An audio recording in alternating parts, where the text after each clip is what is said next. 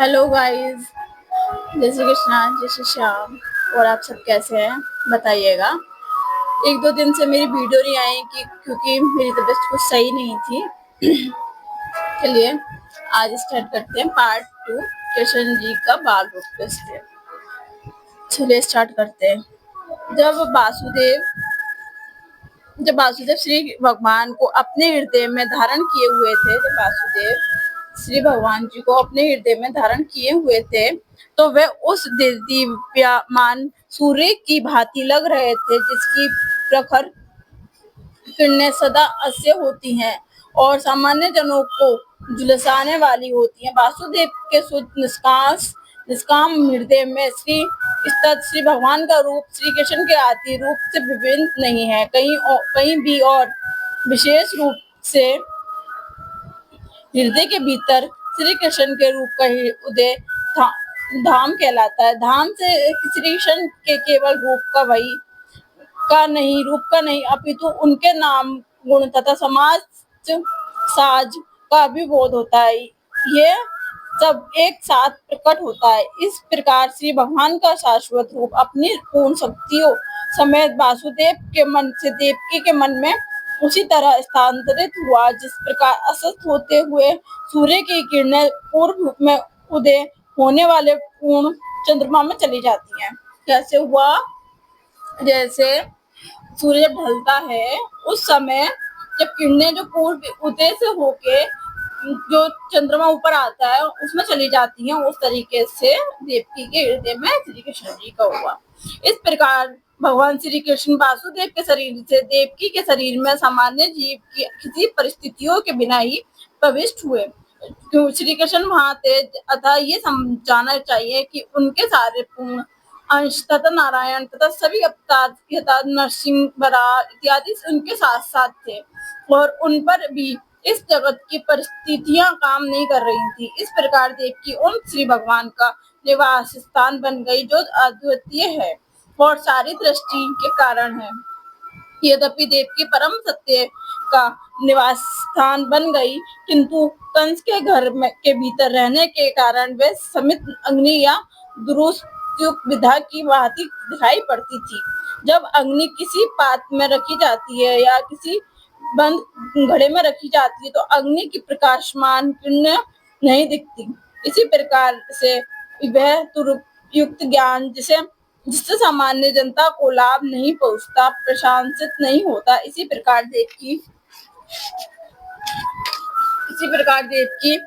कंस के महल के कारागार की दीवारों के भीतर रखी गई थी। जैसे कि घड़े में अगर अग्नि डालो तो कहीं से भी किरण वगैरह कुछ नहीं दिखेगी, उसी प्रकार देवकी जो थी वो कंस के कारागार में रखी गई थी, दीवारों के भीतर रखी गई थी, जिससे कोई भी उनके उस दिव्य सौंदर्य को देख नहीं सकता था और उनके गर्भ में श्री भगवान के आने से उत्पन्न हुआ था। किंतु कंस ने अपनी बहन के इस दिव्य सौंदर्य को देखा और वह तुरंत इस निष्कर्ष पर पहुंचा कि श्री भगवान ने उसके गर्भ में शरण ले ली। वो समझ गया था उनके चेहरे वगैरह के चीजों से, हर चीज से, कि श्री भगवान ने ले ली है जगह। इसके पहले वे इतनी अधिक सुंदर कभी नहीं लगी थी। जो देवकी थी वो इससे पहले कभी इतनी सुंदर नहीं लगी थी जो उस टाइम लगी थी जब भगवान ने उनके कोख में आ चुके थे भगवान जी श्री कृष्ण जी।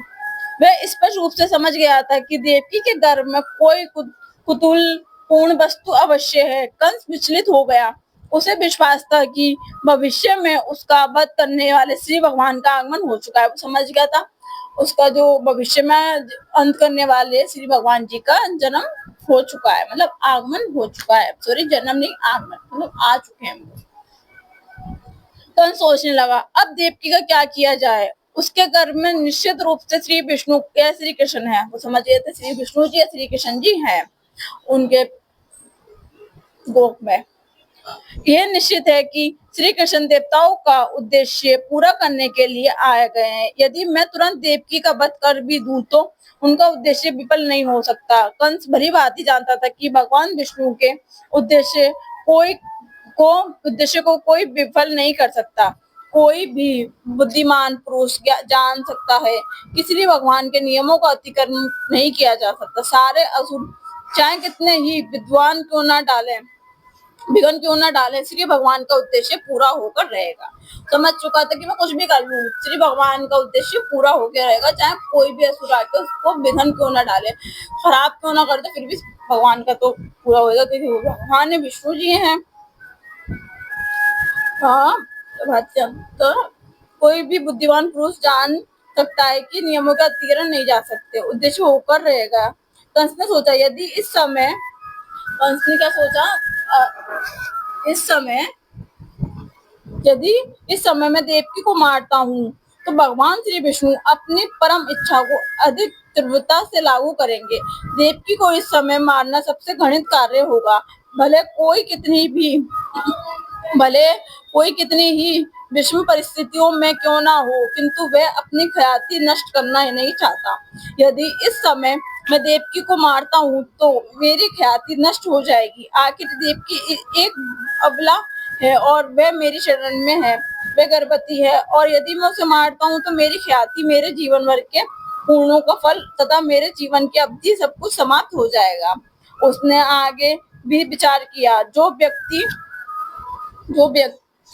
अत्यधिक क्रूर होता है वह इसी जीवन काल में मृत तुल्य रहता है। क्रूर पुरुष अपने जीवन काल में किसी को प्रिय नहीं होता और उसकी मृत्यु के बाद लोग उससे कोसते हैं।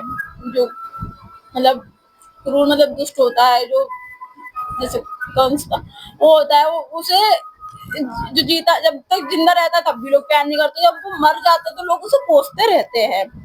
अपनी देहांत बुद्धि के कारण मनुष्य का पतन होता है और नरक के गहनतम भाग में धकेल दिया जाता है। कंस ने उस समय देवकी के पक्ष में और विपक्ष पर इस प्रकार से विचार किया।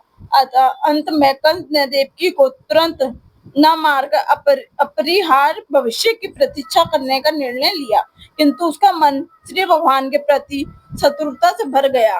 वह धैर्य पूर्वक शिशु जन्म की प्रतीक्षा करने लगा, जिससे वह उसका वध कर सके, जैसा कि उसने देवकी के अन्य बालकों के साथ किया। इस प्रकार वे श्री भगवान के प्रति शत्रुता के सागर में निमग्न भय बैठते, सोते, चलते फिरते, गाते, काम करते, जीवन की सभी अवस्थाओं में श्री भगवान का अथवा भगवान विष्णु के ही विषय में सोचने लगा। वो जो भी कर रहा है सिर्फ भगवान और भगवान श्री कृष्ण जी और भगवान विष्णु जी के बारे में ही सोच रहा है, सोचने लगा। उसका मन श्री भगवान के विचार में इतना लीन हो गया कि उसे अपने चारों ओर भगवान विष्णु या भगवान श्री कृष्ण नहीं दिखते रहे। दुर्गवंश यद्यपि उसका मन भगवान श्री विष्णु के विचार में इतना लीन था, वह भक्त नहीं माना जाता, क्योंकि वह श्री कृष्ण को शत्रु के रूप में सोचता था। महान भक्त के मन की दशा भी ऐसी होती है कि वह सदैव भगवान श्री कृष्ण में लीन रहता है, किंतु भक्त श्री भगवान के अनुकूल सोचता है, प्रतिकूल नहीं। श्री कृष्ण के अनुकूल सोचना कृष्ण भक्ति है, किंतु श्री कृष्ण के विपरीत सोचना कृष्ण भक्ति नहीं है। जैसे कि कंस ने सोचा था कृष्ण जी के विपरीत, कृष्ण जी की मैं लीन तो हो गया था, विष्णु जी में लीन होता, लेकिन किस उससे लीन हुआ था वो, एक शत्रु के उससे। कृष्ण जी उसके कौन थे? शत्रु, क्योंकि वो मारने आए तो सबकी हेल्प करने आए थे, इसलिए वो शत्रु बन गए थे कंस के। और आकाशवाणी भी हुई थी, है ना। चलिए आगे कल पढ़ते हैं और बताइएगा सही है या नहीं। चलिए, जय श्री कृष्ण, जय श्री श्याम। कल मिलते हैं पार्ट 3 के साथ।